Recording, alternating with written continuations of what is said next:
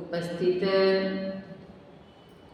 सत्संग प्रेमी महानुभावों, आदरणीय माताओं एवं धर्मशीला भक्तिमती बहनों, सबों का हार्दिक अभिनंदन।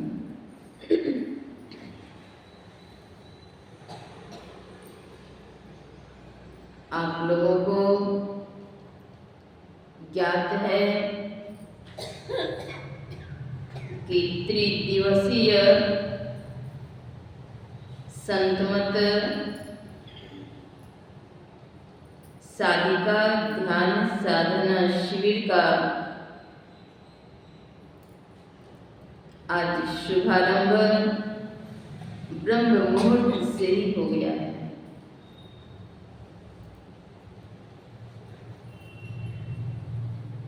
सत्संग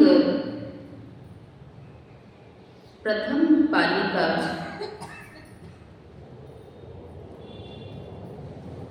चल रहा है।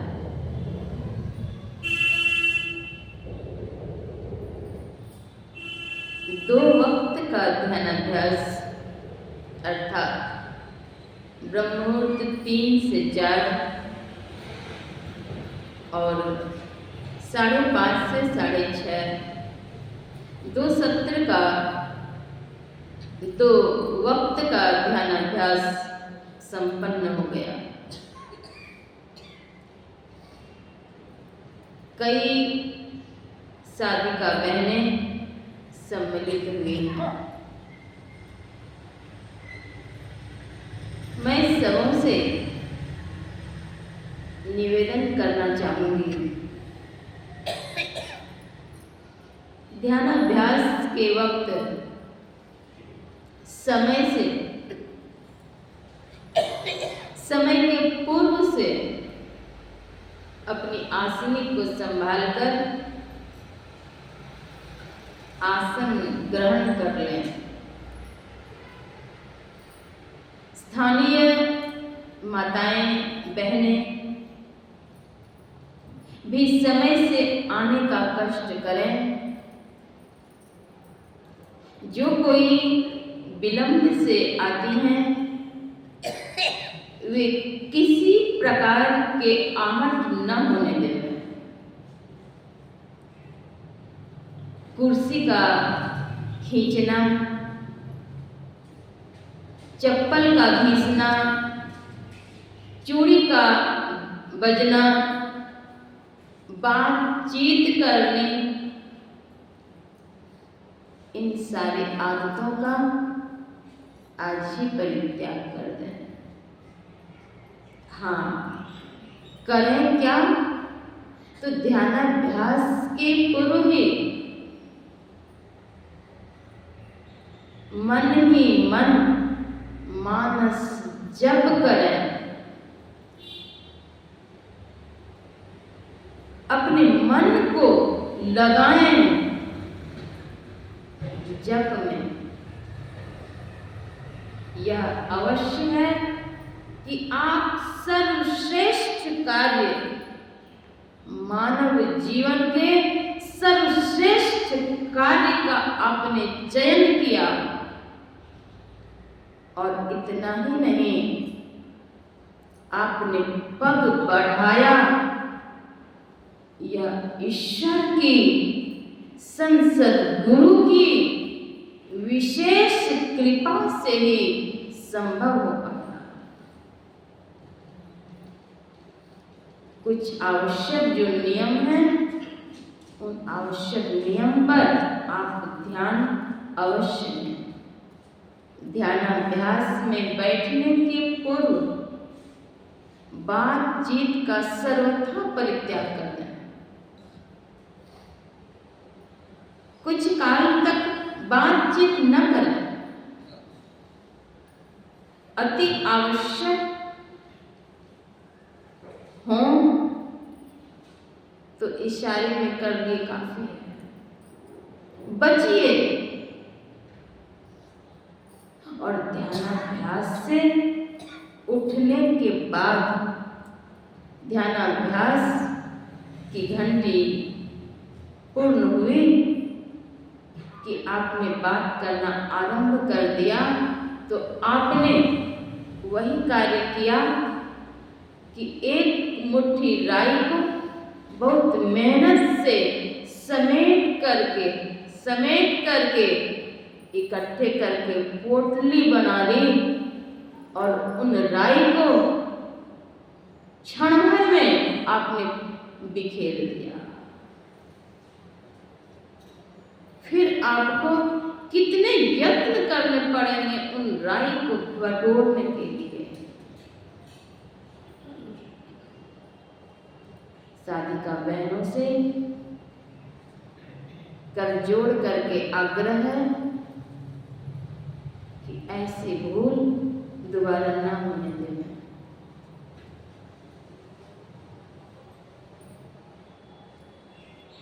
और इसके अलावा भी ध्यान अभ्यास के लिए कुछ बातों को जानना आवश्यक है।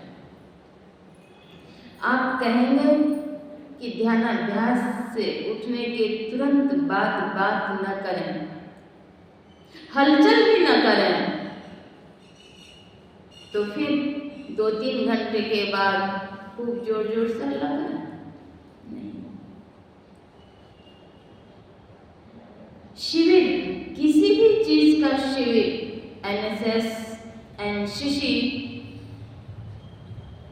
किसी तरह के शिविर जो आयोजित होते हैं वह इसलिए होते हैं, वह आपको प्रशिक्षण वहां मिलता है कैसे करना चाहिए।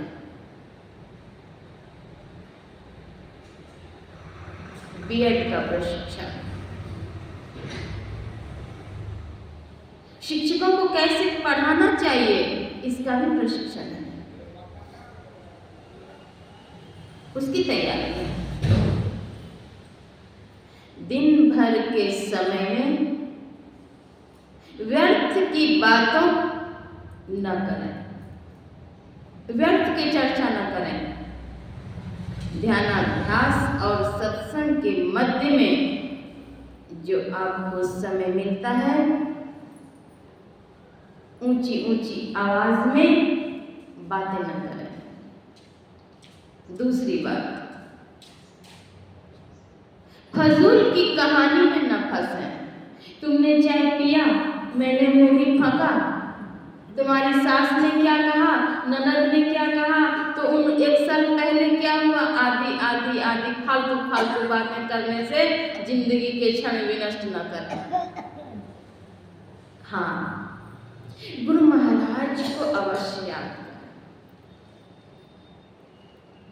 संतों की वाणी को अवश्य याद करें, उनकी वाणी को याद करके उनके प्रेम में डूबने का प्रयास अवश्य करें। और कोई आपके इर्द गिर्द अगर फजूल की कहानी कर रहे हैं, आपको उलझाने का भी प्रयास कर रहे हैं, क्योंकि जो ज्यादा कहानी करते हैं उन्हें ऐसे मन नहीं लगता, वो तो जबरदस्ती बोलने का प्रयास करेंगे। उनसे निवेदन कर लीजिए हाथ जोड़कर, बोलना कासा बोलिए रे भाई,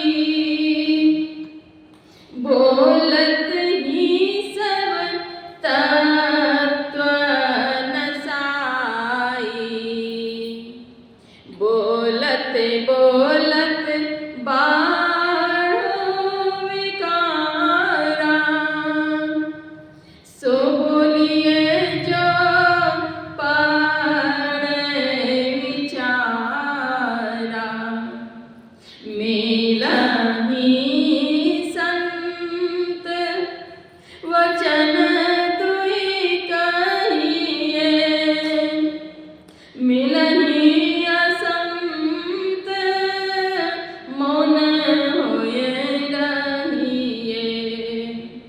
पंडित सो बोलिए हितकारी, मूर्ख सो रहिए झक मारी, कहे कबीर अर्घ घट डोले, पूरा होए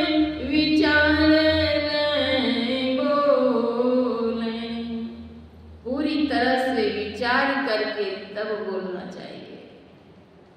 बोलते तो रोज हैं, रोज कौन कहे, माता की गोद से ही बोलना शुरू हो जाता है। इसलिए तो मातृभाषा भी आ गया। लेकिन बोलना क्या चाहिए? बोली एक अमोल है जो कोई जाने बोली, ये तराजू तौल के तब मुख बाहर खोली। हृदय रूपी तराजू पर पहले तौले तब बोले।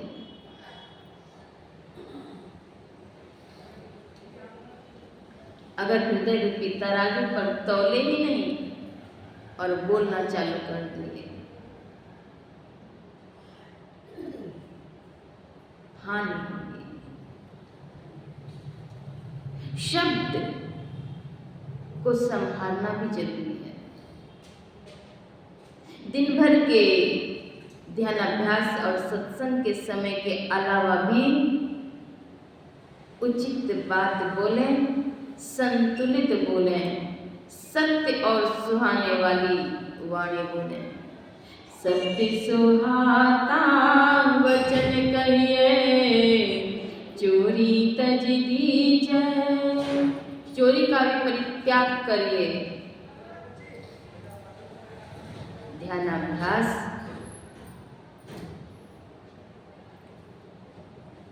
में सम्मिलित होने के लिए बहुत संख्या में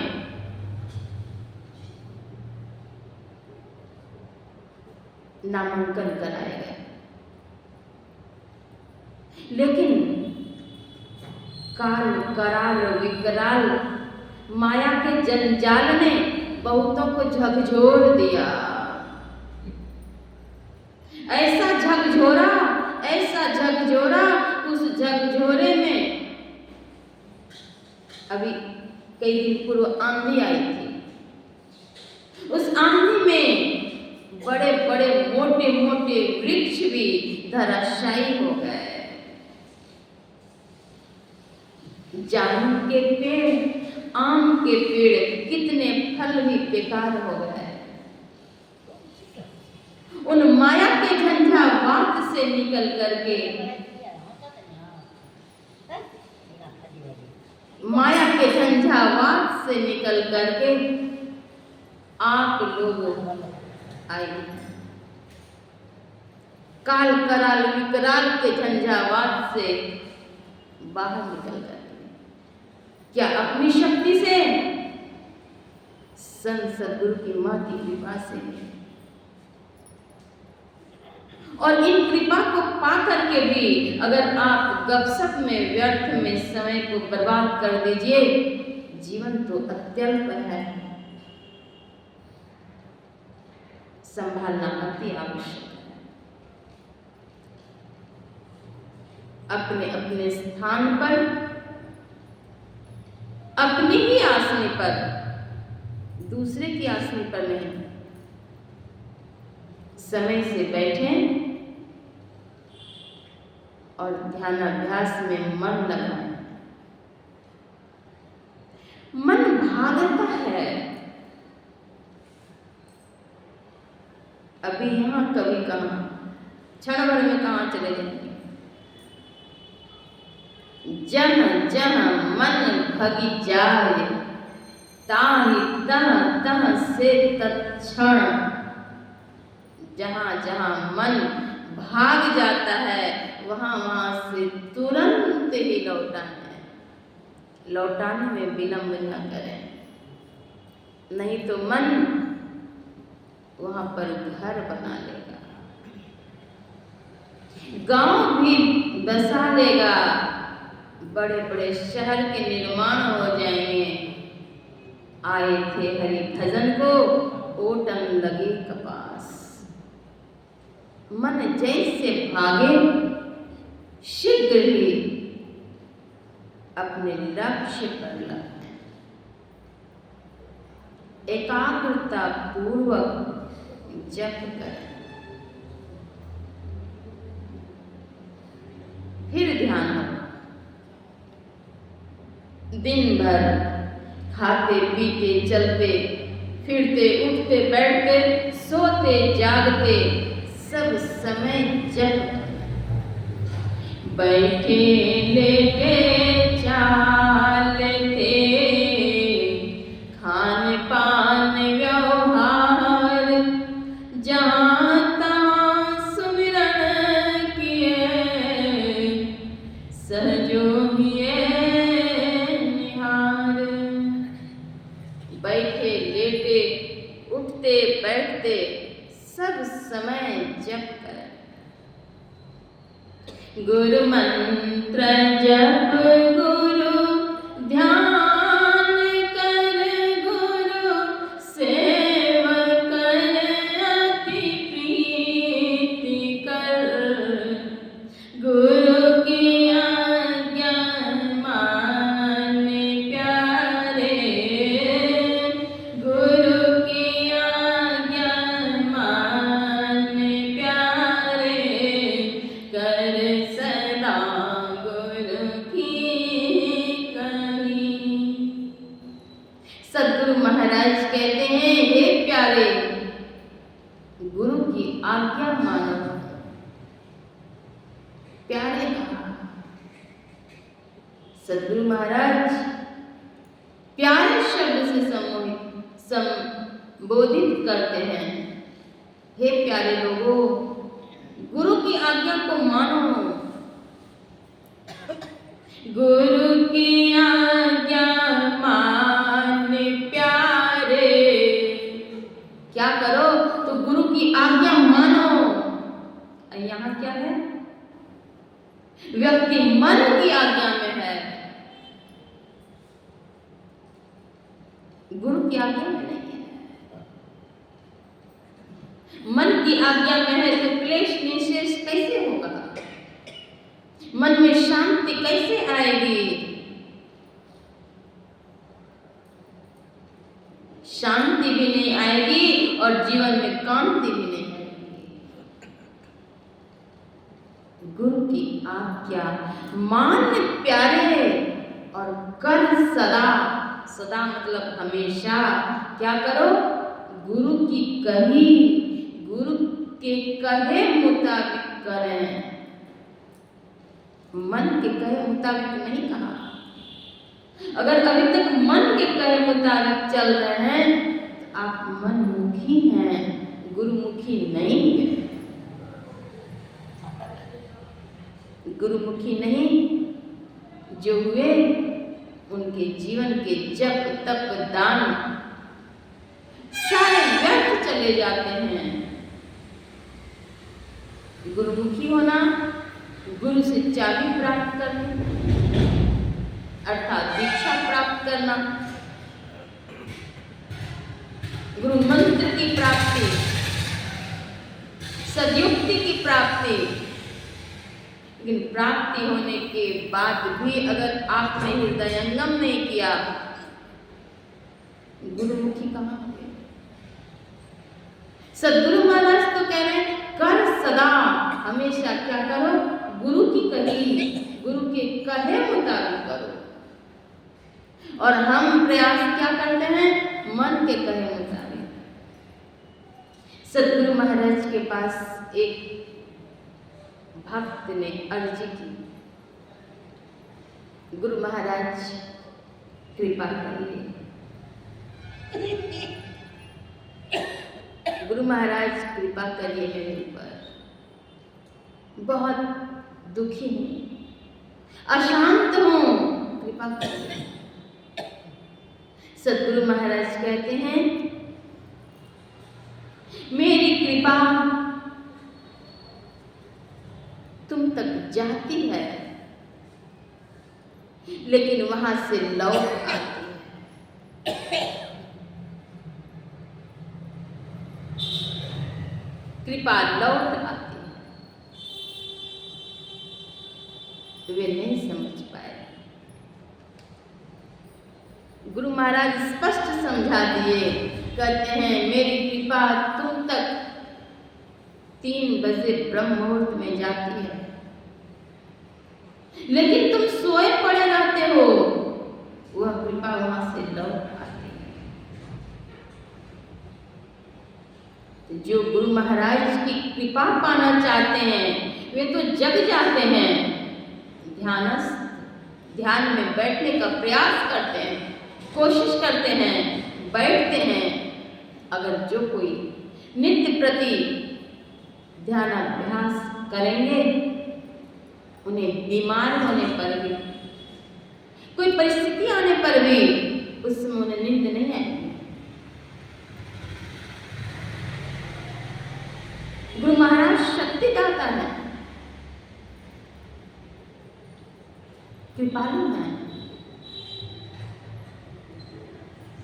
जो सत्यनिष्ठ होते हैं उन पर भी कृपा बरसाते हैं, और जो सोए पड़े रहते हैं, सदगुरु महाराज तो कह दिए कृपा वापस हो जाती है। वेद में आया पहले बुद्धि योग और मानस योग। सत्संग और ध्यान दोनों करने के लिए इंगित है। सत्संग के दो प्रकार हैं, एक बाहरी सत्संग और एक अंतरी सत्संग। बाहरी सत्संग है कथा प्रसंग, इससे एकाग्रता आती है, मार्ग मिलता है, शांति भी मिलती है। लेकिन स्थायी शांति के लिए, पूर्ण शांति के लिए ध्यानाभ्यास करनी पड़ेगी। ध्यानाभ्यास करते करते करते पूर्णता की प्राप्ति होगी, नहीं तो मानव जीवन बेकार जाएगा। जो ध्यानाभ्यास करने वाले होंगे उनमें स्नेह स्नेह ईश्वरीय गुण का आना भी आरंभ हो जाएगा।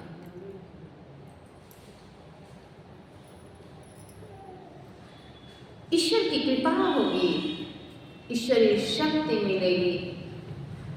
जो साधक साधना करते हैं उनमें शक्ति आती है, उनकी वाणी में भी कांति आ जाती है, उनके जीवन निखर जाते हैं।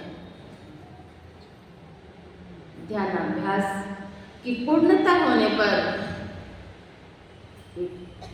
प्रभु को प्रत्यक्ष कर लेते हैं, और पूर्णता होने पर उनमें वे एक समाहित हो जाते हैं। हम प्रभु प्रभु हम एक ही होई, तदाकार हो जाते हैं। सदगुरु महाराज निर्देश करते हैं, आदेश करते हैं, हे प्यारे लोगों, नित्य प्रति सत्संग करो। ऐसा नहीं कहते हैं सप्ताह में करो, मास में करो, वर्ष में करो, नहीं कहते। नित्य प्रति सत्संग कर ले प्यारा, तेरा कार्य सरय सारा।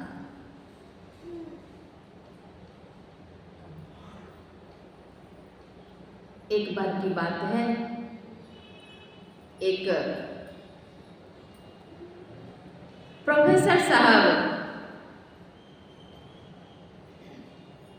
गए हुए थे महर्षि में आश्रम कुप्पा घाट अपने बाल बच्चों को लेकर के सत्संग सुनने के लिए।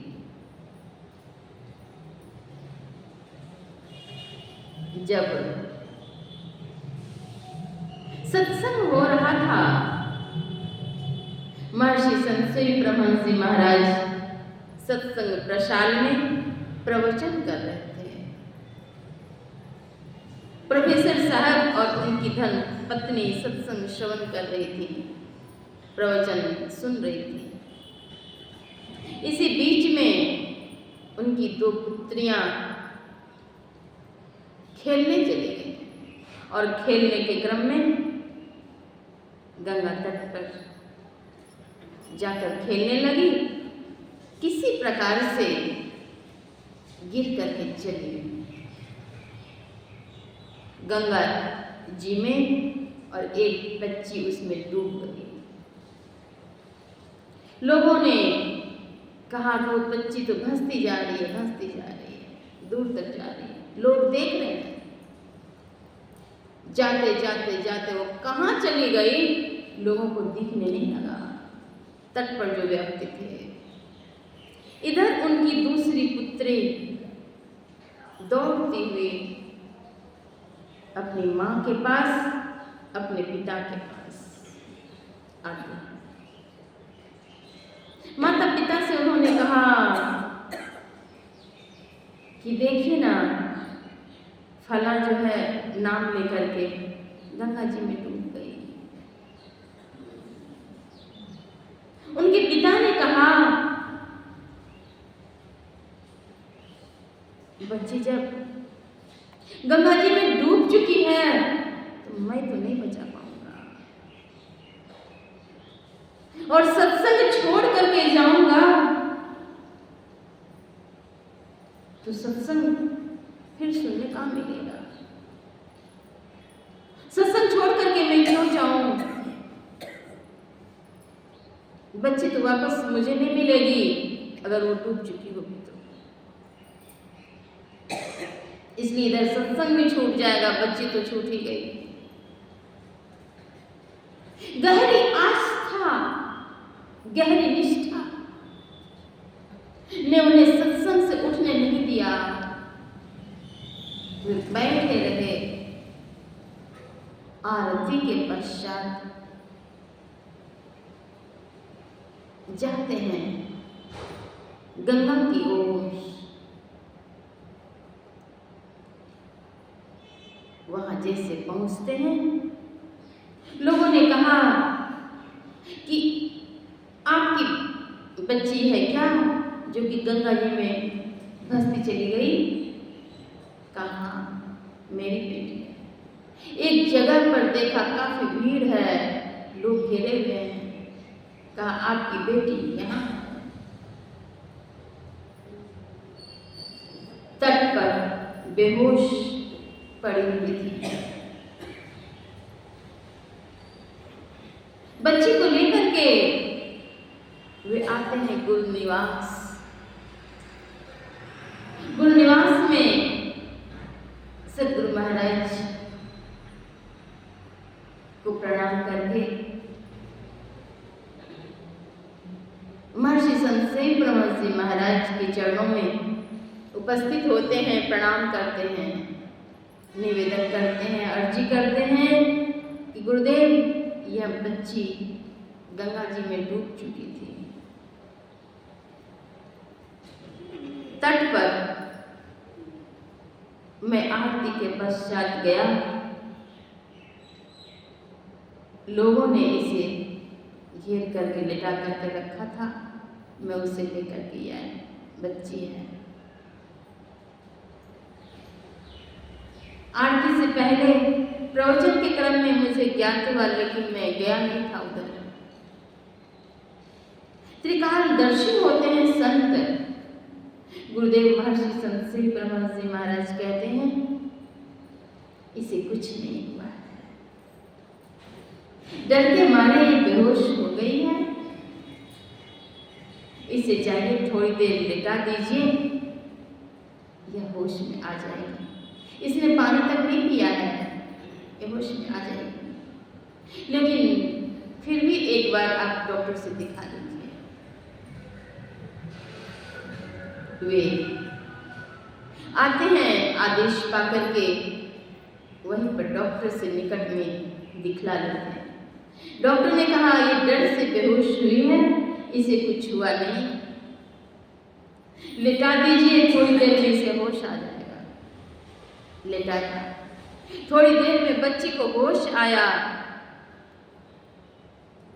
बच्ची से उसके पिता ने पूछा, बेटी तुम कैसे कैसे खेल रही थी और क्या हो गया था तुमको? बच्ची ने कहा, पिताजी मैं खेल रही थी, खेलते खेलते खेलते मेरे पांव फिसल गए, मैं गिर गई। जल के बहाव इतने थे, लहर इतनी थी कि लहर ने मुझसे ले लिया। तो पिता ने कहा कि जिस समय तुम हंस रही थी पानी में, तुमने पुकारा नहीं मुझे। कहा पिताजी, आप तो सत्संग प्रसार में थे और मैं यहाँ थी। यहाँ से मेरी आवाज वहां तक नहीं पहुंच सकती।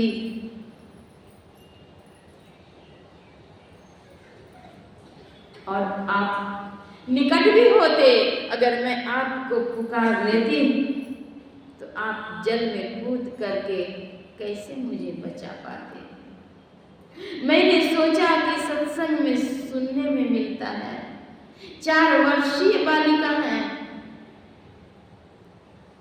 वे कहते हैं मैंने सुना कि संसद गुरु जो होते हैं वे भंवर से भी बाहर कर देते हैं,